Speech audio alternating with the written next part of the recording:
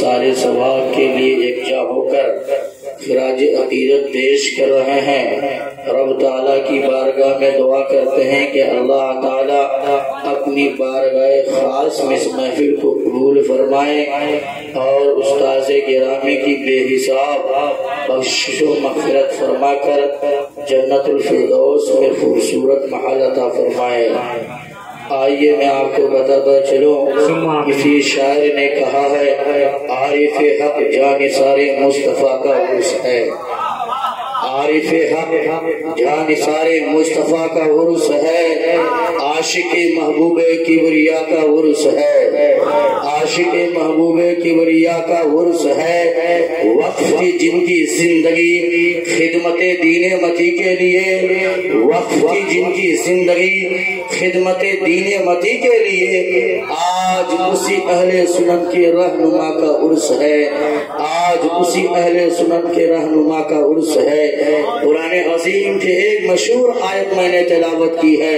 اللہ تعالیٰ قرآن عظیم کے اندر ارشاد فرماتا ہے کہ بے شک نیک لوگ کا ٹھکانہ جنت ہے، برے لوگوں کے لیے جہنم ہے۔ آئیے دوسری آیت کریمہ سماعت کریں، اللہ تعالیٰ قرآن عظیم کے اندر ارشاد فرماتا ہے یا ایھا الذین آمنوا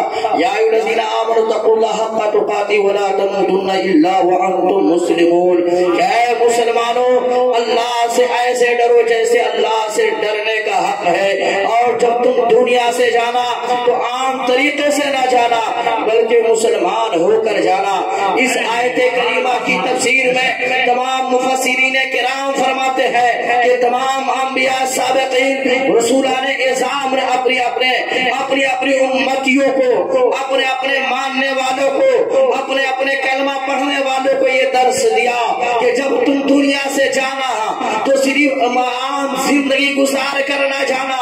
بلکہ مسلمان بن کر جانا، مومن بن کر جانا۔ جب اس آیت کریمہ کی روشنی میں استاذ گرامی کی زندگی کا مطالعہ کیا جائے تو پتہ چلتا ہے کہ ہمارے استاذ عام زندگی گزار کر نہیں گئے، عام مسلمان بن کر نہیں بلکہ وہ مسلمان گھر بن کر گئے ہیں، وہ مومن ہی نہیں بلکہ وہ مومن گھر بن کر گئے ہیں، وہ عالم ہی نہیں بلکہ عالم گھر بن کر گئے ہیں، وہ متقی ہی نہیں بلکہ متقی گھر بن کر گئے ہیں، وہ زاہد ہی نہیں بلکہ زاہد گھر بن کر گئے ہیں۔ نعرہ تکبیر، نعرہ رسالت، جلسہ محبوب خدا، یہ شان، یہ عظمت، یہ رفاتی حضرت علامہ عبدالعلیم مصباحی نور اللہ مرقدہ کی۔ کون علامہ عبدالعلیم مصباحی نور اللہ مرقدہ؟ جن کی صبح اور شام کو میں نے دیکھا ہے، جن سے کی بارگاہ میں پڑھنے والے ہزاروں کی تعداد میں ہے۔ آئیے میں آپ کو بتاتا چلوں، وہ علامہ عبدالعلیم مصباحی نور اللہ مرقدہ کی ذات گرامی ہے، جن کے کارنامے کو میں نے اپنی آنکھوں سے دیکھا ہے۔ جب آپ الجامعۃ الاسلامیہ رسال علوم کنوا میں مسند تدریس اور فائز تھے، اس وقت کم و بیش 18 سے زائد مدرسین وہاں خدمت دین انجام دے رہے تھے، لیکن آپ کی شان اتنی نرالی تھی کہ آپ اس مدرسہ میں سب سے اہم کام جو علماء کے نزدیک ہے یعنی فتویٰ نویسی، یہ کام کوئی اور مدرس انجام نہیں دیتے تھے بلکہ آپ تنہا اس کام کو انجام دیا۔ سبحان اللہ، سبحان اللہ، ماشاء اللہ۔ اور آپ کا حال یہ تھا کہ آپ ایسی سادگی زندگی گزارتے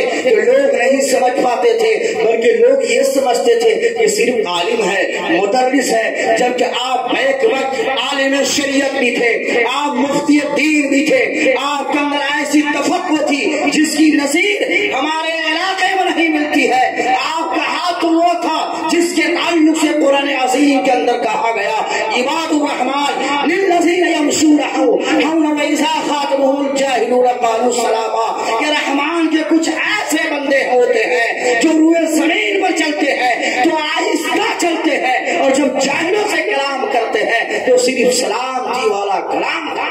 کیا بات ہے، ماشاء اللہ۔ اس آیت کی روشنی میں جب علامہ عبدالعلیم مصباحی نور اللہ مرقدہ کی زندگی کو جب آپ پرکھیں گے، سمجھیں گے تو آپ کو نظر یہ آئے گا کہ واقعی معنوں میں رحمان کے بندے یہی تھے، رحمان کے مخلص بندے یہی لوگ تھے۔ کر صرف عام زندگی نہیں گزارتے تھے بلکہ لوگوں کو ایسی زندگی گزارنے کا حکم دیتے تھے، لوگوں کو ایسی زندگی آبروئے زمین پر گزارنے کا